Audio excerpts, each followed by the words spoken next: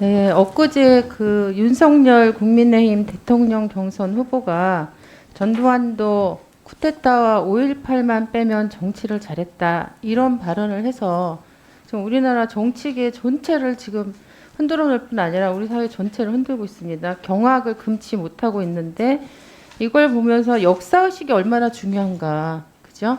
이런 생각을 하고 역사의식이 중요하면 그만큼 역사 교육이 중요하다. 네, 교육에서 역사 제대로 된 역사 교육의 중요성을 다시 한번 확인했습니다.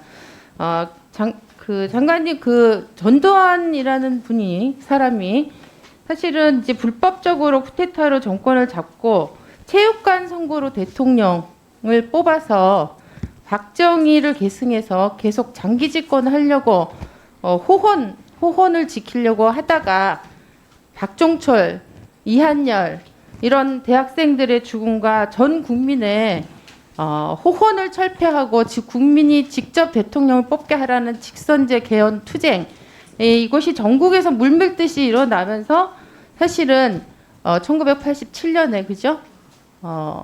자신의 호혼 그 주장을 꺾게 됐죠. 그게 뭐죠? 87년 6월 항쟁입니다.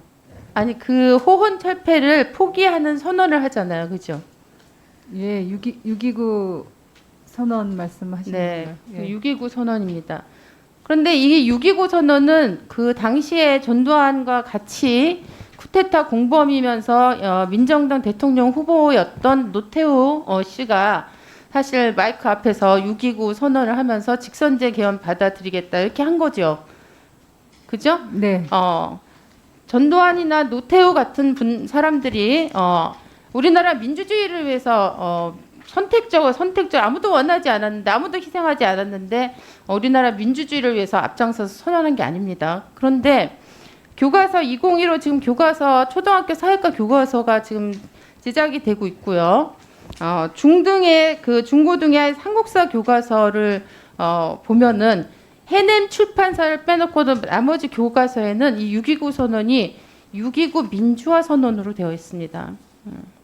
이게 맞습니까? 이게 6.29 민주화 선언이라고 부르는 게 맞나요? 저는 이제 6.29 선언으로 통상 사용하는 것으로 알고 있는데요. 교과서에 이렇게 아마 교과서마다 조금씩 다른 것으로 알고 있습니다. 교과마다 다르지 않습니다. 왜 그러냐면 교과용 도서를 개발하는 그 지침이 되는 편수 자료에 6.29 민주화 선언이라고 쓰라고 되어 있습니다. 그러니까 교과서를 만드는 사람들은 이 편수 자료에 근거해서 교과서를 제작할 수밖에 없네. 사실상 제가 말씀드렸죠. 해냄 출판사 하나만 빼놓고 모든 출판사 교과서에 6.29 민주화 선언이라고 되어 있습니다. 이거는 즉각적으로 저는 정정해야 된다. 우리나라 역사적 사실에 중대한 오류를 학교 교육을 통해서 학생들한테 잘못 가르치는 굉장히 중요한 오류가 벌어지고 있다고 생각합니다. 그래서 즉각 수정해 주시고요. 이런 유사한 그 오류가 지금 교과서 편수 자료에 또 발생할 수 있다고 생각합니다. 그래서 그 부분 점검해 주시기를 바랍니다.